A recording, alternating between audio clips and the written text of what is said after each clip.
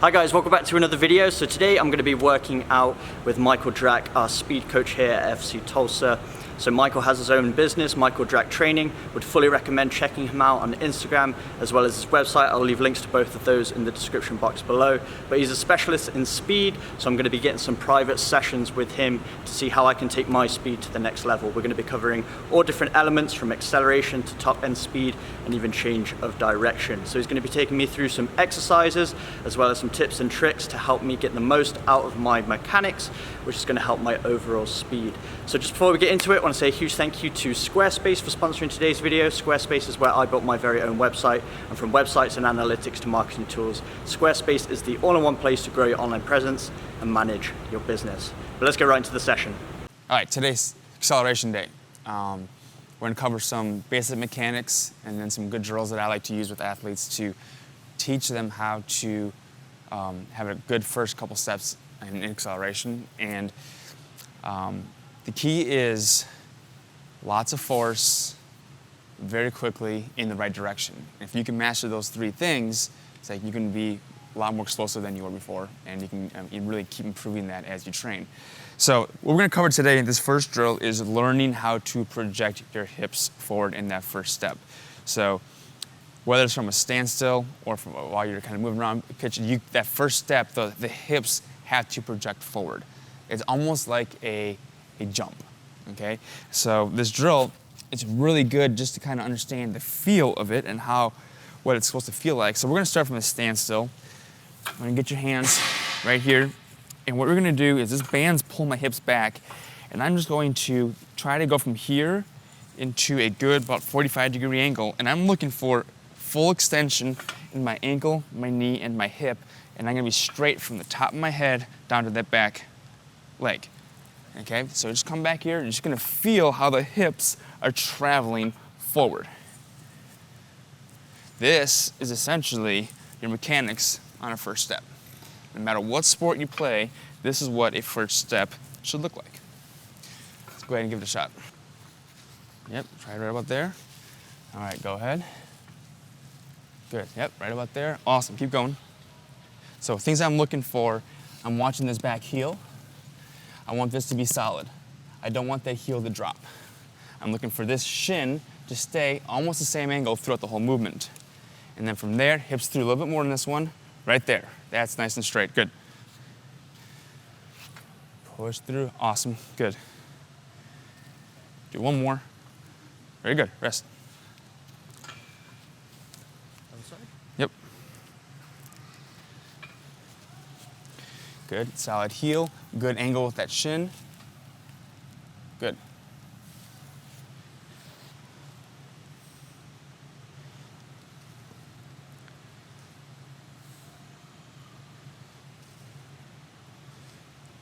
Excellent. All right, now do it faster. Okay, so exact same thing, and now just work on the speed of it. Doesn't have to be full speed, but you're just thinking about picking up the velocity a tiny bit. Good, a little faster. Hold still and then pop through. There you go.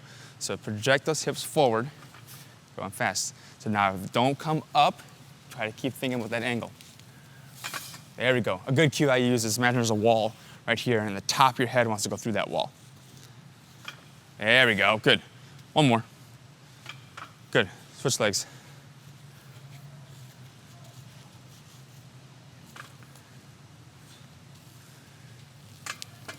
Good, get the hips through a little bit more.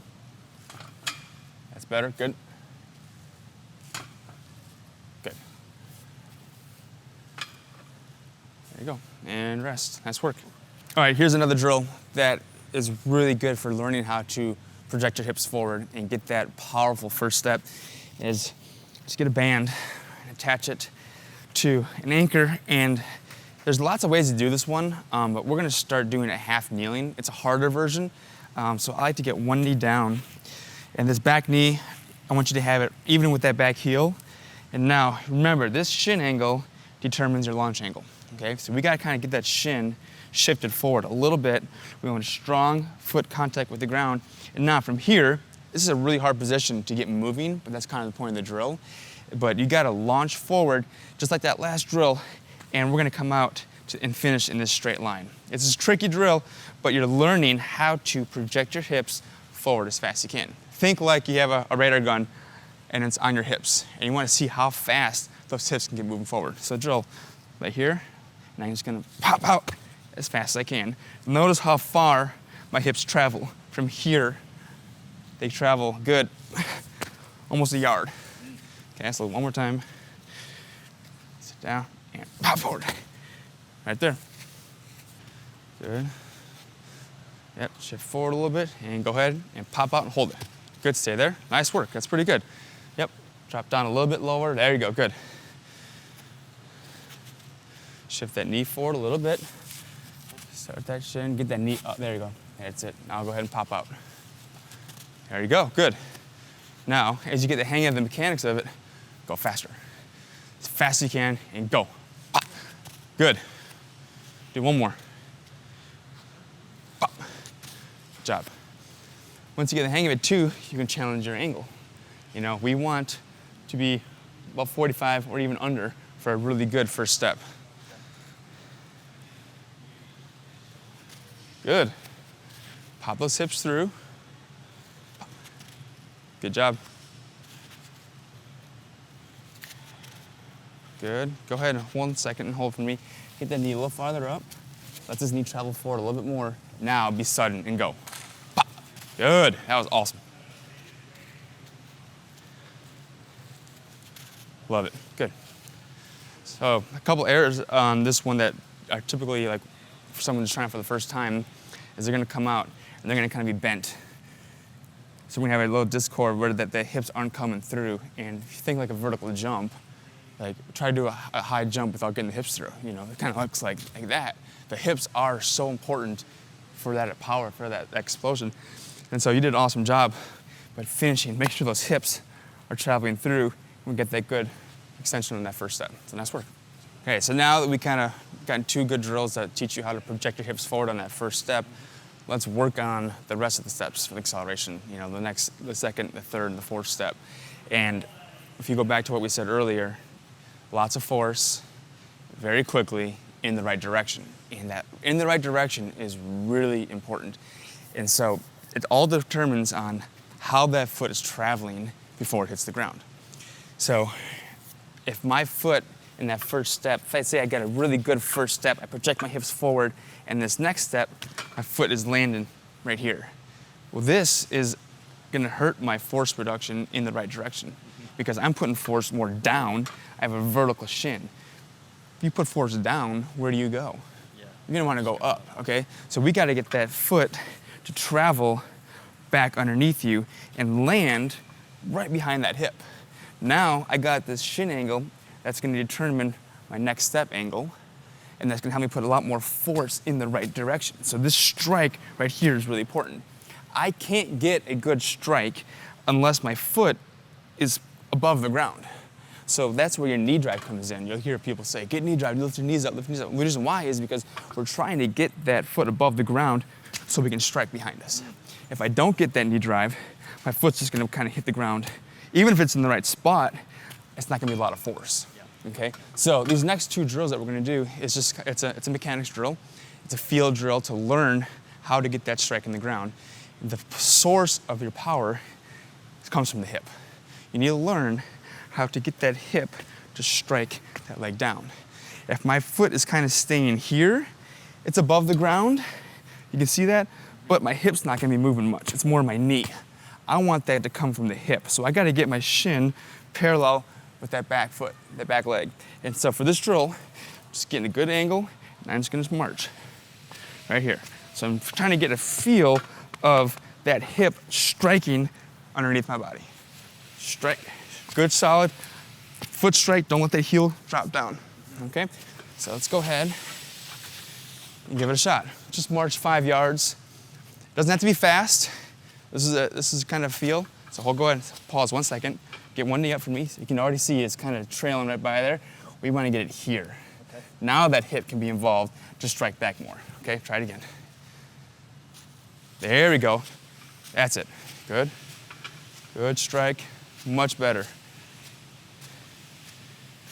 Feel it coming from that hip. That's awesome. That's a good job. So another way to get that same kind of feeling of striking from the hip is just resistance. And so we got a run racket here, or you can use the band, someone holding you with the band. And so, same kind of idea. You're not gonna be able to get the lean that you had with the sled, but it's trying to get the same idea of learning how to strike from that hip and striking back underneath you, right here. You can kind of hear that good, solid strike to that ground, to where if I'm kind of landing out in front of me and flat, it's gonna kind of, you're not gonna feel that pop off that ground. So get in this position right here, not here, and let the power come from that hip and strike, strike. You don't need to go very far at each one. This is just learning how to strike from that hip. Stay tall, good. Let that foot come out in front a little more. There we go, that's it. Now strike behind you from that hip. Much better, good. Yeah, first couple steps, you kind of let that foot kind of stay here, so you get it out in front a little bit. Much better at the finish. Try one more time. Think about that good strike too. You want to think right in that big toe joint is where you want to strike in acceleration. Strike through that big toe, get that foot out in front, good. Punch that ground, punch, punch, punch. Lots of force, really quickly in the right direction. There you go. Awesome job, nice work. Okay, next is a resisted sprint. And there's lots of ways you can do a resisted sprint. You can do a band, you can run up a hill, or what we have here is a 1080 sprint, which is an amazing piece of equipment that I'm just got a couple months ago, and I'm absolutely loving it. And so what this does is I can dial in the resistance as light, as heavy as I want, and then every sprint you do, it's gonna collect tons of data. It's gonna measure every step. It's gonna measure your peak velocity, your average velocity, your power, all that stuff. So we can kind of compare rep after rep, you know, which one was better, which one wasn't. And then over time too, we can gauge, oh my gosh, you made this much improvement in your sprints. And so we're gonna start off today with you can go ahead and strap up, with a 10 kilogram resistance. And I'm just gonna do a 10 meter sprint. And so what we're looking for is to kind of put everything together that we worked on before, is that good hip projection, that good knee drive, and then striking that foot back underneath you on every step. And so as you go, you know, with this heavy resistance, it's gonna keep you at a pretty good lean, but in reality, without the resistance, every step your body is gonna start rising up a little bit more and more and more. So, but we're focusing mostly on those first like 3 steps of kind of getting that good angle, that good projection. So go ahead and get ready on that line. And let me set this up real quick. And hold still for me, and go ahead. That looked pretty good. 247. Let's take a look at that first step. That's a pretty good sudden first step. I like that. Some things that we've been working on with you coming off that ankle injury was that foot strike. And I mentioned a little bit in some of the drills is that when that foot hits the ground in those first step or two, we don't want the heel to collapse down. What that means is that that foot and that ankle can't handle the force. And so if you're striking the ground, getting a lot of power into that ground, but that foot that heel collapses down, a lot of that force is not gonna return to movement. You know, it's almost like, think of like a pogo stick. If I put a huge sponge on the bottom of the pogo stick, I'm not gonna get much return out of that strike into the ground. It's gonna be a little bit less power. And so you've been doing a really good job of you know, training that to get strong again, but thinking about letting that heel kind of stay high at that strike and not collapsing down. So that was a really good rep. Okay, let's try it again. Okay, hold still for me, and go ahead. Good, good, good. Good, slightly faster, 241. You had a faster peak speed at the end too, of 6.22 meters per second. You had a power over 1,000. There we go. Is that good? Yeah, I don't think you've done that yet. All right. Nice work. So now, on this one, it might not give you the best time just because you're thinking a little bit more on this one, but I want you to think about launching out farther, project your hips even farther. Okay, go ahead. That was that was awesome. Did it feel different? Yeah. Okay, so it was your fastest one, 2.37 seconds. So it was a whole 1/10 of a second faster than the first one you did. But you can see on the graph. Oh yeah. Look how much faster your meters per second was on that first step. You reached a a higher speed on that first step, which is exactly what we're looking for. And every step after that, you can see, was even faster. So that was great. Okay, rest, we'll do one more. So let's drop the resistance down to 1 kilogram, which is pretty much almost 0, so you're not gonna feel much at all. This is like our contrast sprint. And so I always say, don't fall over. Back to that last rep though, you almost hit the same speed as before, but you got there faster. The whole graph shifted left. You can see that red one. Oh yeah.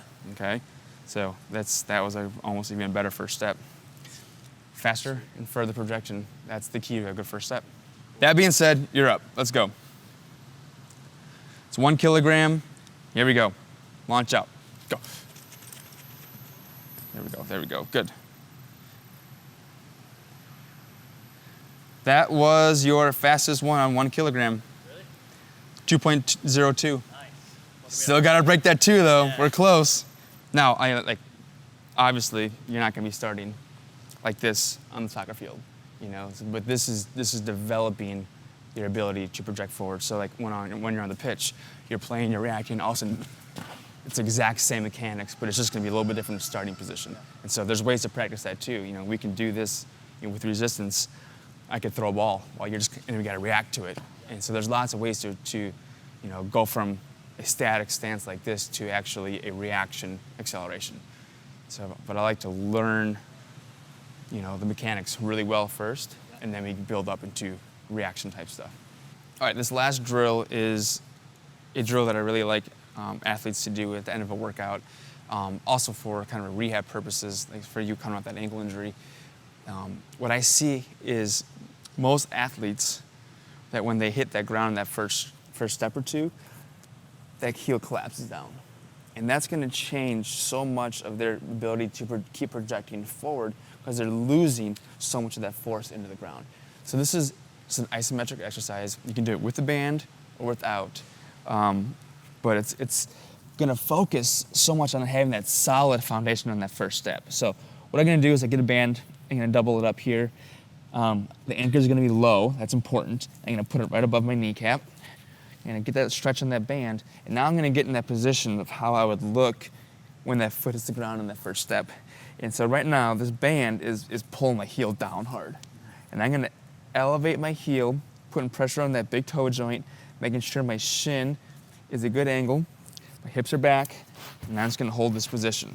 And so if you're weak, you're gonna find where 15 seconds is extremely hard in this position. So hold it for 15 seconds, do a couple sets each side, but then each week you can progress it by 5 seconds, 20 seconds, 30 seconds, keep going up, up, up, until you even hit maybe like a minute, and then you're gonna be pretty strong.